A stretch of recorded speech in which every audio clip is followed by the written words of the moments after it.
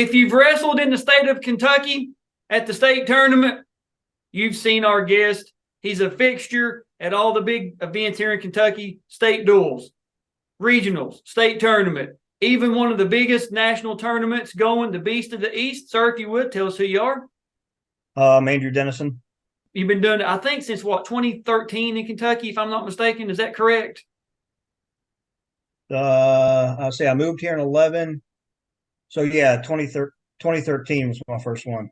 Okay, that's what I thought. I knew it was somewhere around the 2012, 2013 era. And you have a very extensive officiating career. Now, I won't say that I believe you started officiating the year I was born. I don't want to say that, but I believe that's accurate.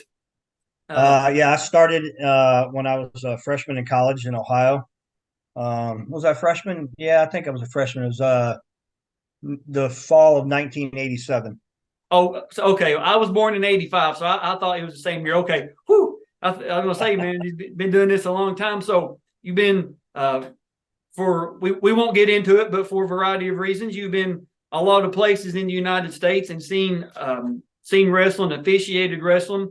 And I would have to say over the last 5 years, the last 2 or 3 especially, the level of officiating in Kentucky has risen. I mean, we are, I would put us in the tops of the tops. The individuals that get to officiate state duels, regionals, semi-state, state tournament.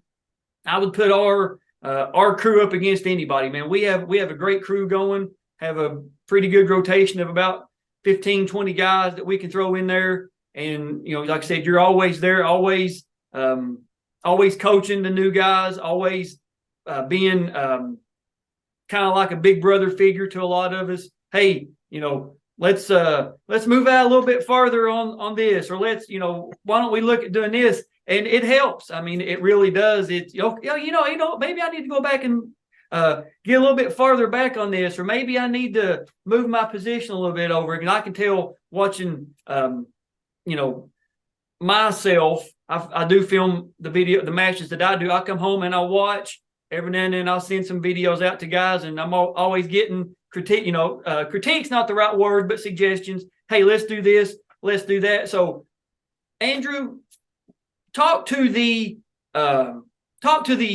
newer officials, if you will, the people that are maybe 1 to 2 years in. Maybe this is their first year. What pieces of advice would you give them about being a better official?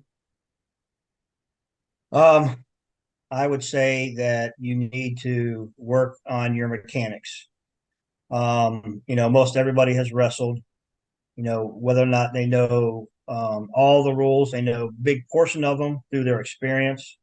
They know they can anticipate moves, so they kind of know where to be. But one of the biggest things that newer officials need to work on, whether it's your first year, you need to get started on the right foot, or if you're, you know, 10, 15, 20 years and you haven't been really taught the proper mechanics.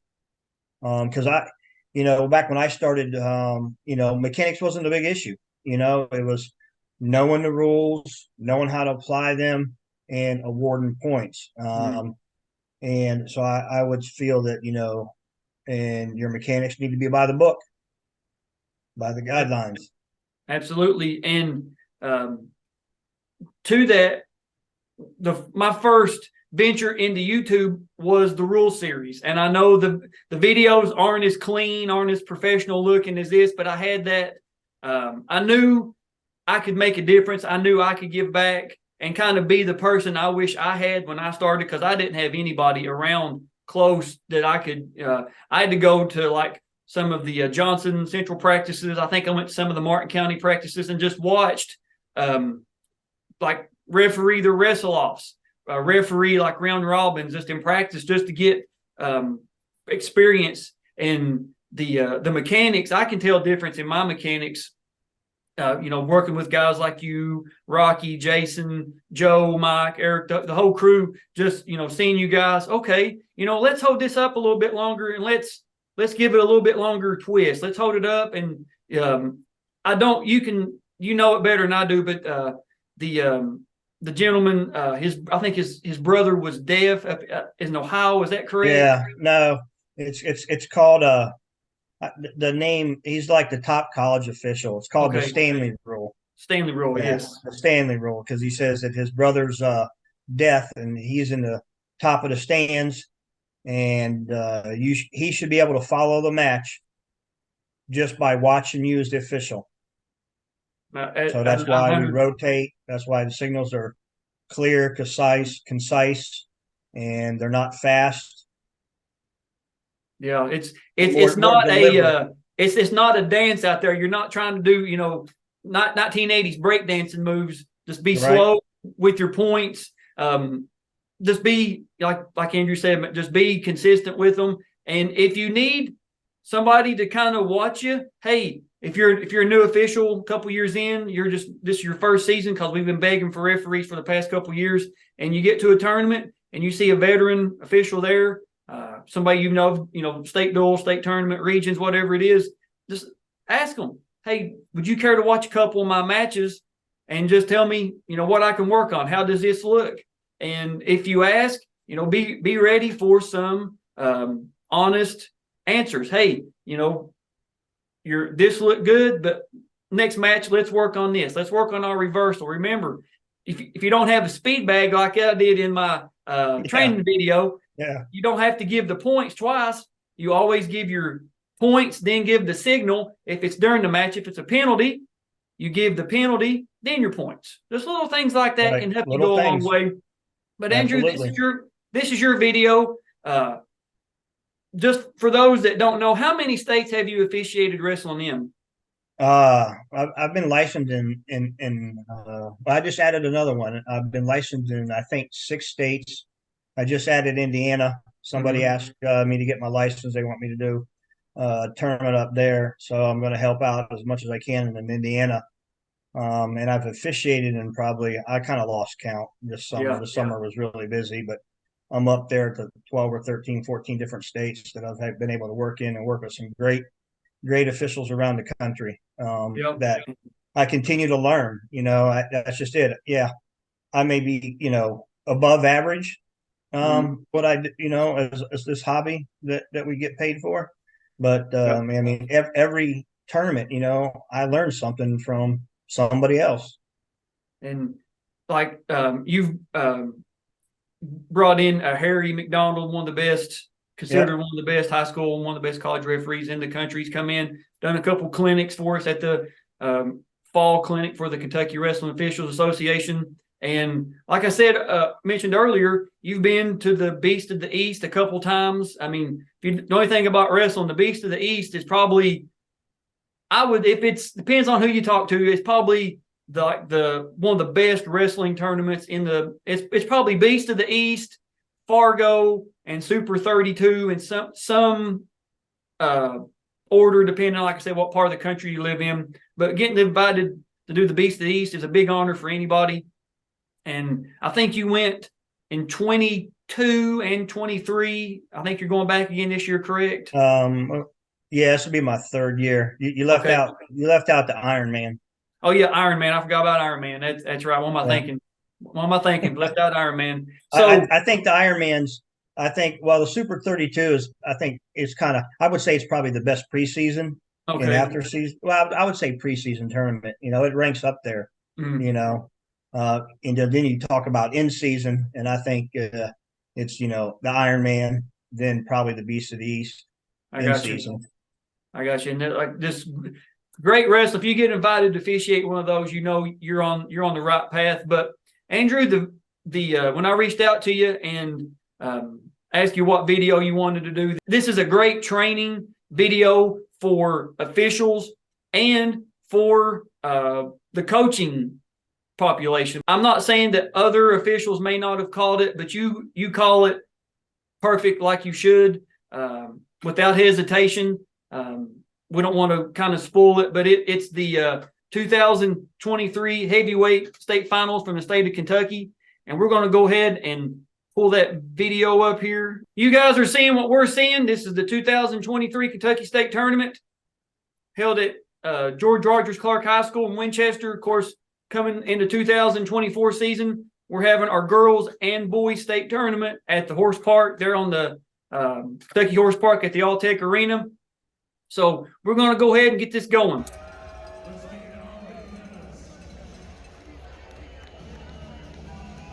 Walk out, center, standing between the wrestlers.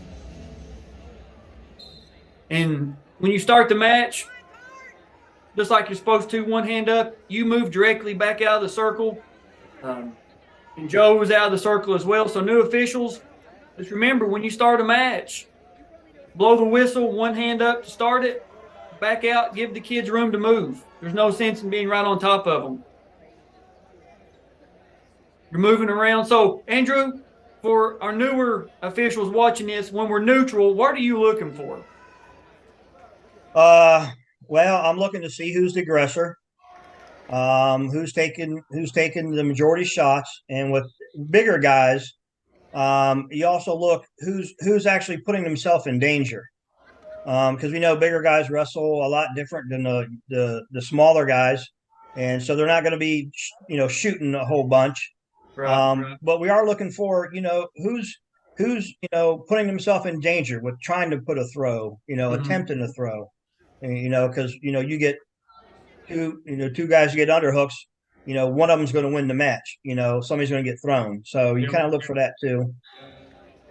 And you've got Joe Catan is your assistant. You've got Mike Ford on the, I believe he's the official scorer, and I believe you've got somebody that you know pretty well on the clock there, if I'm not mistaken.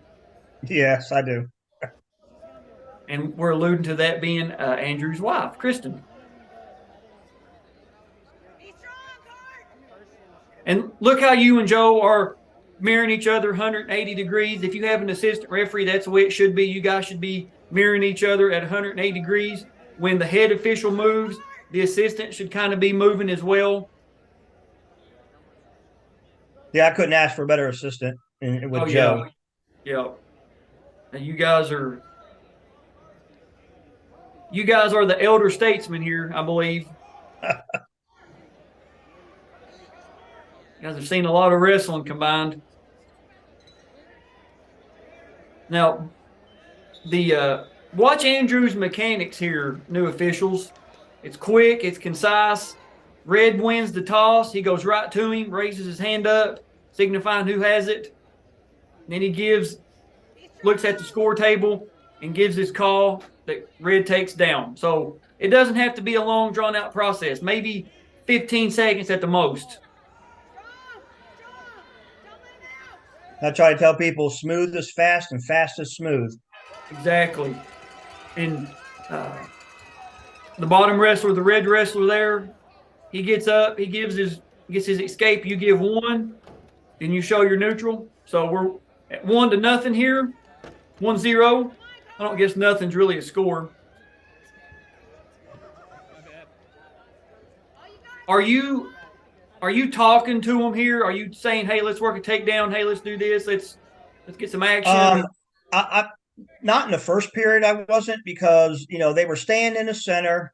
They both were working, and something that I've added to my mechanics is which I don't do it here, but I picked it up this summer, is where I will actually step in, cut my hands, and give commands. That way, yeah, I got a loud voice and it carries on the mat, but you can't see me. Like here, you couldn't see me if I was telling them to work center, which I am. Right there, you just hit them for a stall, and I believe that was a correct call of Red backing out, not making any effort to stay in or circling back in.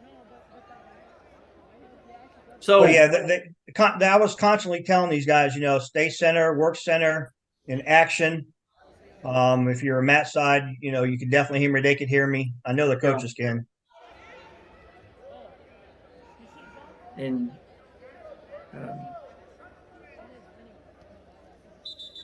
we're out of bounds. Neutral.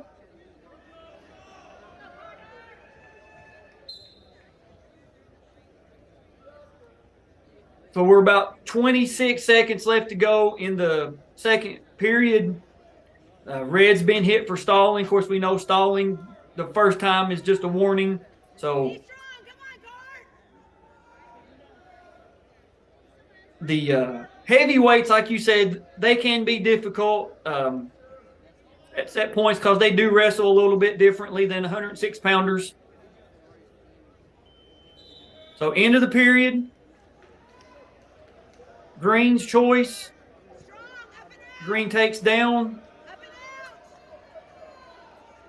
And I believe you alternate sides right here. You go from your left side to the right side.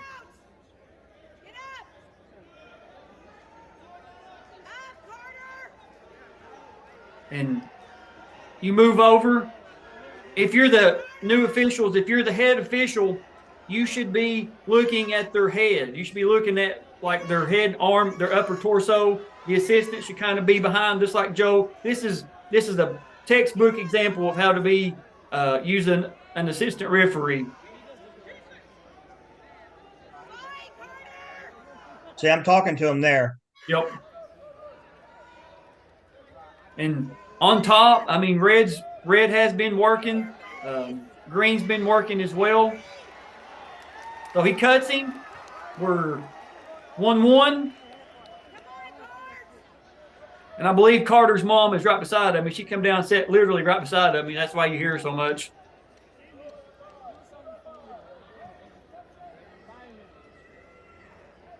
So with 1 minute left, Red's been hit for stalling. You step in right there and say something to him. Yep. I'm telling him action. Okay. Because they're just kind of like dancing, hand fighting, and not really doing much. Mm-hmm. So Green's being the aggressor here. That action kind of took him out of bounds. So, I wasn't inclined to, hit anybody. Yep. The action just took him there. And that's a big that's an experience knowing if action took him out or if somebody backed out of the circle.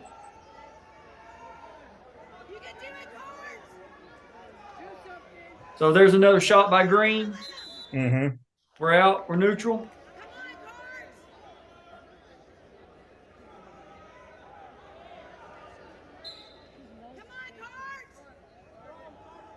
And a lot of times, as we go back to the center, if I need to see something from him, I'll talk to him as we walk back too.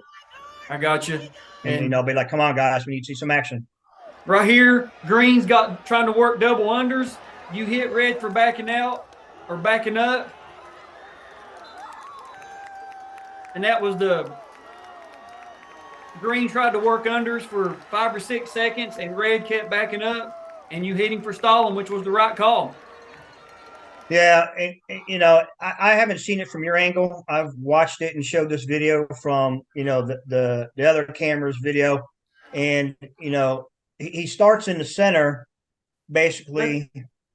Let's go back here a little bit, Andrew. Let's go back to about 20 seconds or so. Right about there.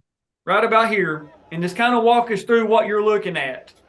So he starts here, right? And he doesn't circle in. He just continually backs up. And he's backing up. And as he was coming towards me, I'm saying to myself, don't make me do this. Don't make me do this. Yeah. Drop to a knee and shoot. And I probably, by my own mistake, I probably should have hit him as he came in front of me. But, I gave him a couple extra seconds, hoping that he was, because I'd seen him earlier kind of drop, and do things like that. And I was hoping that he'd drop and shoot. And, but he continued to back up. I mean, we're talking, probably almost 30 feet around the edge of the mat. Yeah. And, by rule, I mean, that's by rule.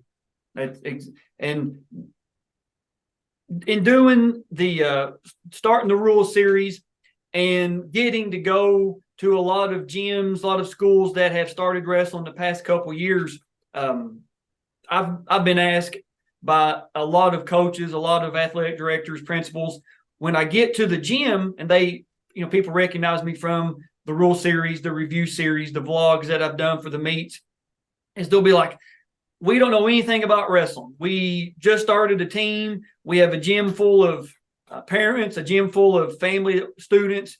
Would you care to do a like a 10-minute rule series or rule clinic or whatever for everybody. And we'll get out, we'll do, this is a takedown, 2 points. This is a reversal, 2 points. This is an escape, 1 point. This is near fall, 2 or 3 points. These are some of the penalties, what to look for. And I always end it by something to the effect of about 98% of the issues that we deal with are people just not knowing the rules, or they've been taught a wrong rule. They heard from somebody that knew somebody that wrestled this year or back in the 90s, back in this year, whatever, that it was not stalling if this happened. It's not a slam if the wrestler's knee hit first. And it's just not correct. There's a lot of and coaches, you guys know I love you, have a lot of respect for all the coaches that we have, but just some of the coaches have gotten bad information over the years, and either nobody has tried to help them learn the rule book a little bit better, or they've not been receptive to people like myself, people like Andrew, Rocky, Jason, other people like that. If needed, explain a rule to them. Instead, they'll try to get aggravated, or you think you know everything or whatever. And it's, if you can just listen, if you ask us a question and we're able to take you to the rule book outside of going to the coach's table after the meet is over, after a match is over, and just saying, hey, what did you call right there? Can you show me why you called that? And for the most part, some of our senior guys can take you right chapter and verse to the rule and say, hey, coach, this is right here why I called the way I called it. This is by rule. It doesn't say just because it's the state finals and he's backing up, I'm not going to call stalling, correct? Right. As I knew, when I made the call, I mean, you're thinking 100 things, like we all are during matches. And I know that I knew that, hey, 50% of the gym's going to cheer and the other 50% is going to boo. And I was like, but it's the right call, and I took some heat, some coaches actually said that, there's an unwritten rule that you don't call stalling in the last whatever seconds to, determine a match. And I'm like, well, I mean, I didn't determine a match. The kids determined a match. I just apply the rules, and, there's 3 or 4 different places in the rule book that, this type of behavior is deemed stalling. Mm-hmm. So, I heard this, the unwritten rule. So, I went on my travels this summer, and, I am lucky and fortunate enough to know some of the best high school officials in the country that provide me guidance and mentorship. And, and I asked them, I was like, have you guys ever heard this in your state, whatever? And most of them just die laughing, and I showed the video to a lot of people. I sent the video to the national, the Facebook page, that we're all on, the national, or what it's called, the referees only. There's like 1,700 members on this page. They're all wrestling officials. And the guy who posted it actually, stated that in his comments. Have you ever heard this? As I presented this video to the clinic this year, along with another video that I was actually at the tournament, and that was the Virginia Beach dual or invitationals, and it was actually a 220 match, I think 220 or heavyweight, I don't really remember, but anyways, it was a rematch of the New York high school state championship. 2 guys from New York. It was a rematch, and went into overtime. 2 officials that I haven't had the pleasure of working with or meeting, I should say. They were calling the match, and went to overtime. And the kid that got a stalling call, his backing up and circling was a lot less than this guy. Official didn't hesitate, and he freaking raised his hand, blew the whistle, more to 1 point, and match was over. And there wasn't a peep out of anybody, even the announcer that reviewed the, because they do it on Flow. Mm-hmm. The commentator even was like, it wasn't even a question, So this whole unwritten rule, I don't know if it's a it's an old time rule that has been passed along. Because in 36 years, I've never heard it.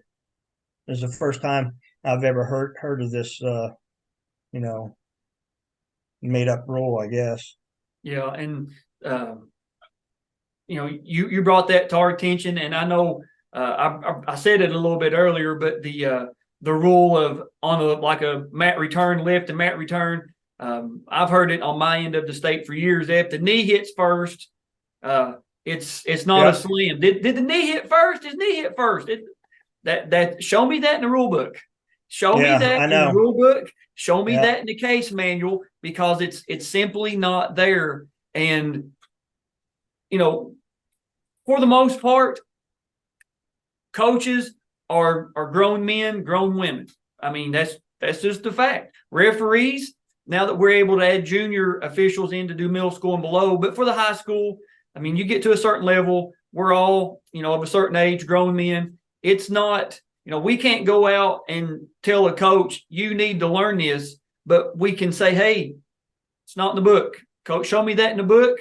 I'll next time I'll know better. But we're not just going to, force feed somebody rules. We can show them, we can tell them, but we can't make them comprehend that. Correct? Right. And and as you know, and I don't know if other people know, but the last few years I've talked to the coaches statewide, and I also talk to the middle school coaches, and that's one of my points. Especially with younger coaches, youth, middle school. I always bring my rule book and I'll say, when's the last time any of you have looked at this?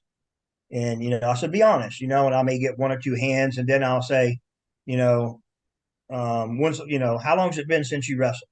They give me anywhere from because it takes them a while to get a family, they get kids, and they want to coach. So you're talking 15, 20 years, and I'm like, the rules you thought you knew, you probably didn't know because they were discussed between all you kids, and then as and all the officials know, every year rules change and rules change.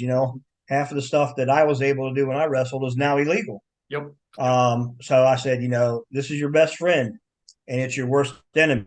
It's Yeah. your worst enemy when you don't know it. It's your best friend when you do know it. And it takes, I mean, and this is not a jump on the coach's session. This is just us trying to say, hey, officials in the state of Kentucky, we've upped our game. I mean, we have our mechanics, our knowledge, our like I said, that group of about 15 to 25 guys that we had at regional, state dual, state tournament, that crew, I mean, we've really upped our game, and we are more knowledgeable with the rules than we ever have been. Our mechanics are better than they ever have been. Our just overall officiating is so much better. And the quality of wrestling has grown in Kentucky, and that's kind of forced us to step up as well. But it seems like there seems to be a disconnect, if you will, between not all, but some of the coaches that's been around for a while, and like you said, picking up a rule book, learning, asking a simple question. Hey, I'm an approachable guy. If you have a question, I'll do my best to answer and take you right to the rule book or case manual and show you this is why I called it. If you come at me respectful, hey, Alex, man, what was the call here? I missed it. What was so it's not 90 degrees on near fall, it's 45 degrees. When did that change? It's not 8 inches, it's 4. When did that change? Well, coach, if you read your rule book, maybe Some of it has never changed. Yeah, exactly. It's not as soon as they get put in that tilt and as soon as their back is parallel to the mat, it's not near fall. No, sorry, Yeah. I don't know what else to say. But Andrew, man, before we end this one and wrap it up, we have a lot of new schools coming on, a lot of new parents, a lot of new wrestlers, not a lot of administrators. We kind of touched on new referees, but what piece of advice, what would you like people new to the sport that's outside of an officiating capacity to know or be aware of? I think for administrative or administrators, ADs and stuff, and support them. Mhm.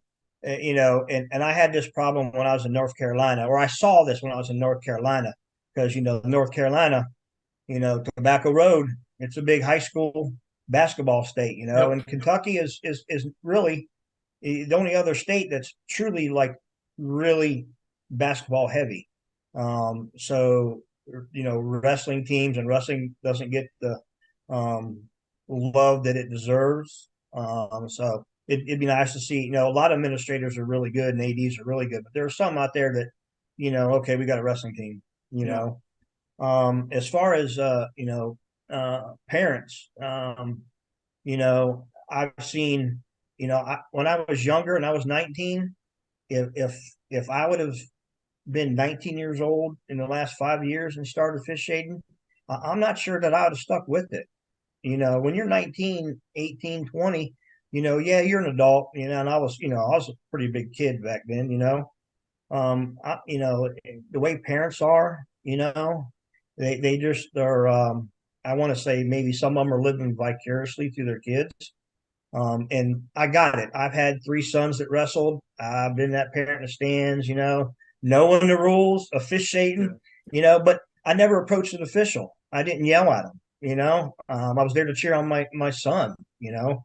And number one reason why we're losing, you know, officials nationwide is, you know, coaches are getting out of control and abuse, and parents, you know, parents are assaulting officials, you know, you see videos every day, you know, be there for your child, you know, love your child, watch them play sports and watch them grow into young men and young women, you Mhm. know, and support them, you know, don't beat the guy up in the striped shirt, you know, he's doing a job, the thankless job sometimes, for most people, but without us, you know, high school and youth sports disappears.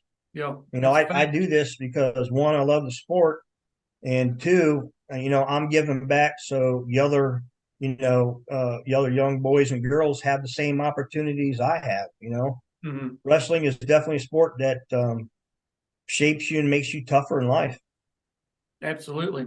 Absolutely. And I think that's a great place to end the video. Andrew, man, thank you for doing this. I really appreciate it. And a lot of good information in here. I know a lot of people are going to watch and listen to what you have to say and take it to heart because of, you know, like I said, getting to do many tournaments as you have. You know, we've had a lot of good officials on: Dave Barnett, Jason Sidoris, Rocky, Mike Ford, Garrett, the whole crew.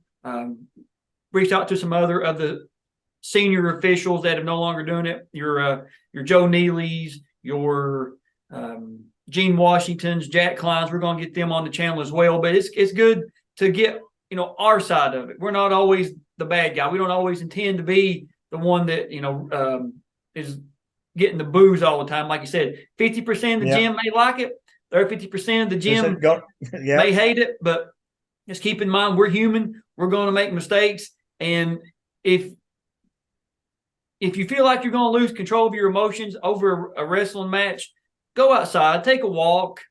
You know, don't do something that you're going to regret. Don't do something that's going to land you doing time for, you know, 3 to 5 years. There's no sense in that over a high school, youth, elementary, middle school sporting event. I know I don't want to have to go to a hospital for being assaulted. I don't want to have to testify against somebody, you know, that assaulted me, or testify against somebody that assaulted one of my referee partners. I don't do it for, like Andrew said, I do it to give back. I do it because I enjoy it. And let's keep the fun in it, man. Let's keep the enjoyment in it for everybody. absolutely, 100%, Alex. All right, guys, that's all we have. Thank you all for watching. We'll see you on the mats. Thanks, Alex.